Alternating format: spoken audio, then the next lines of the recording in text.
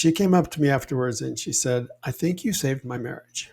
And I was like, I never heard that story before. And I've been facilitating this work for 10 or 15 years prior to that. And I said, well, I would love to hear your story. She says, I'm 35 years old.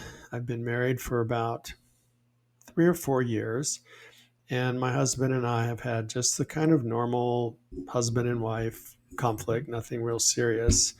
Until the last few months, we've been having these really intense arguments with high emotional energy, screaming and yelling. And I asked her, so what changed in the last few months? She said, well, he went from working a regular job where he was working 30, 40 hours a week to a startup that he really loves. And I'm really supportive of him being a part of this startup.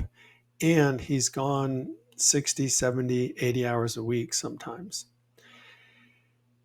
And what I realized going through this session, the origination point for me of all of that emotional energy is that when I was 12 years old, I was abandoned by my dad.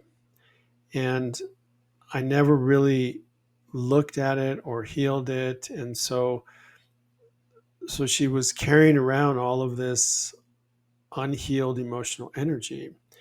And the unhealed emotional energy from conflict, whether it's internalized conflict that's created through an experience that we have on a personal level, or an externalized conflict where we have a conflict with another person or thing, if it's unhealed or unresolved, it never goes away. It stays in our being, and it comes out when there's a conflict. And so for her, all of that unresolved emotional energy from being abandoned at 12 years old came out in those arguments with her husband in her mid-30s.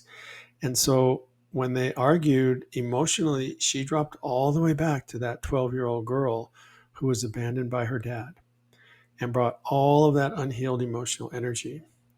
So I was just, number one, I was really honored that she shared that story with me.